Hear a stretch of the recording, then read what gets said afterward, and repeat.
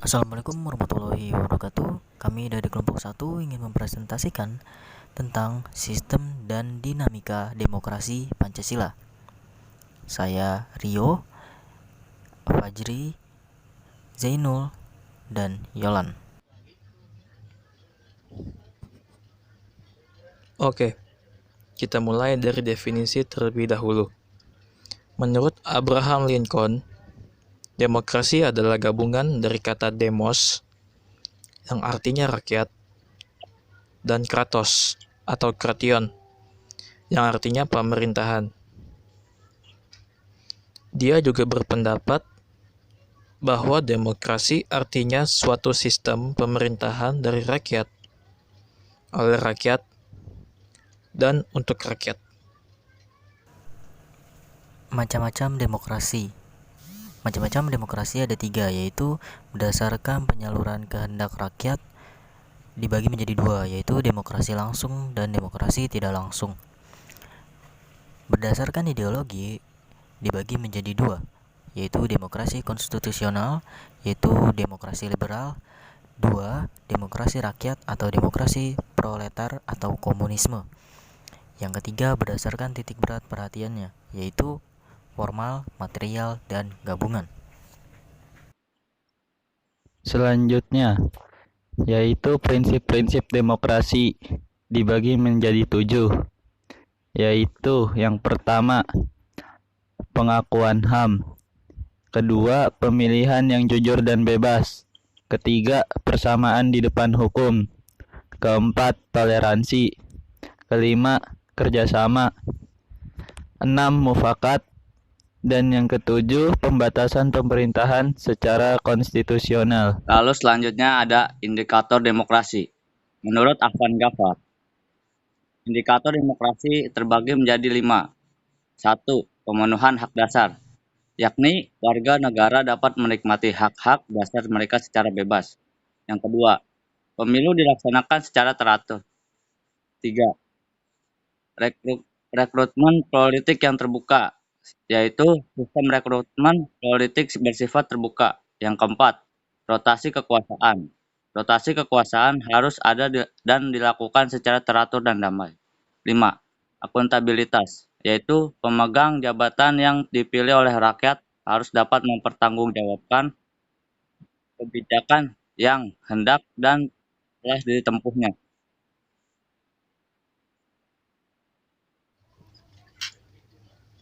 Berikut adalah 5 bentuk persamaan demokrasi. Yang pertama adalah politik, yang mencakup 2 hal, yaitu hak suara dan hak untuk dipilih. Hak suara adalah hak penduduk untuk memilih. Dalam masyarakat yang demokratik, penduduk yang usianya di atas batas usia tertentu boleh memilih dalam pemilu. Dan hak untuk dipilih adalah hak penduduk untuk dipilih dari pemilu dengan tujuan mendapatkan jabatan tertentu seperti anggota DPR, presiden, dan lain-lain. Yang kedua adalah persamaan di depan hukum. Persamaan di depan hukum adalah asas di mana setiap orang tunduk pada hukum peradilan yang sama. Dan setiap orang harus diperlakukan sama di bawah hukum tanpa memandang ras, gender, etnis, agama, dan hal-hal lain. Yang ketiga adalah persamaan kesempatan. Mencakup persamaan akses untuk meningkatkan prestasi.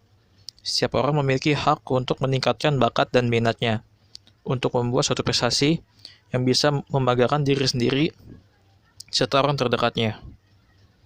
Yang keempat adalah persamaan ekonomi, yang mencakup akses yang sama terhadap pengelolaan barang dan jasa, serta upaya untuk mewujudkan kesejahteraan yang memadai.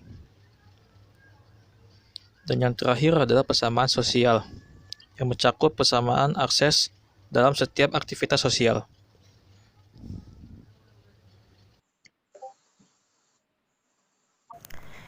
Demokrasi Pancasila. Menurut Netonegoro, demokrasi Pancasila adalah kerakyatan yang dipimpin oleh hikmat kebijaksanaan dalam permusyawaratan perwakilan, yang berketuhanan yang Maha Esa, berkerakyatan yang adil dan beradab, yang mempersatukan Indonesia, dan yang berkeadilan sosial bagi seluruh rakyat Indonesia. Pilar demokrasi Pancasila. dibagi menjadi 10. Yang pertama, demokrasi yang berketuhanan yang Maha Esa. Kedua, demokrasi dengan kecerdasan. 3. Demokrasi yang berkedaulatan rakyat. Keempat, demokrasi dengan rule of law. Kelima, demokrasi dengan pemisahan kekuasaan. Keenam, demokrasi dengan hak asasi manusia atau HAM. Ketujuh, demokrasi dengan pengadilan yang merdeka. Kedelapan, demokrasi dengan otonomi daerah. 9. Demokrasi dengan kemakmuran. 10. Demokrasi yang berkeadilan sosial. Periodisasi demokrasi Pancasila. Periodisasi demokrasi Pancasila dibagi menjadi 5. Yang pertama, demokrasi Indonesia periode 1945 sampai 1949, yakni itu perkembangan demokrasi pada masa revolusi kemerdekaan. Yang kedua, demokrasi Indonesia periode 1949 sampai 1959, yakni perkembangan demokrasi parlementer. Yang ketiga, demokrasi Indonesia periode 1959 sampai 1965, yakni masa demokrasi terpimpin. Lalu yang keempat, demokrasi Indonesia periode 1965 sampai 1998, yakni pelaksanaan demokrasi Orde Baru. Lalu yang terakhir, demokrasi Indonesia periode 1998 sampai sekarang, yakni pelaksanaan demokrasi Orde Reformasi.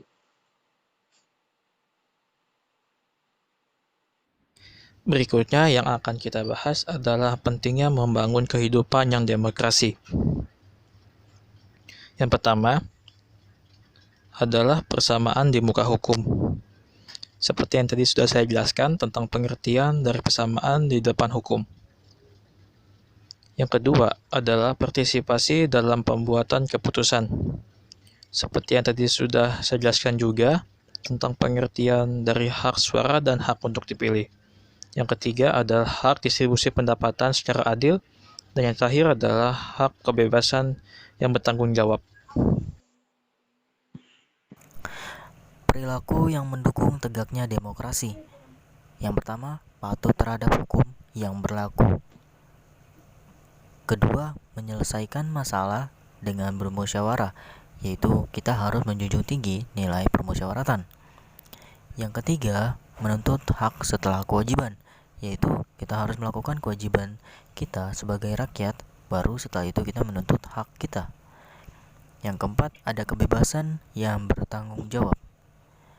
Kita harus memanfaatkan kebebasan kita dengan bertanggung jawab sepenuhnya. Yang terakhir, ada menghormati hak orang lain, yaitu kita harus menghormati hak orang lain seperti hak beragama, hak berpendapat, dan lainnya. Terima kasih. Sekian dari kelompok kami. Pertemuan kali ini diadakan secara daring dikarenakan untuk mengurangi tingkat kasus COVID-19 yang melonjak akhir-akhir ini. Maka dari itu, kurang lebihnya mohon maaf. Wassalamualaikum warahmatullahi wabarakatuh.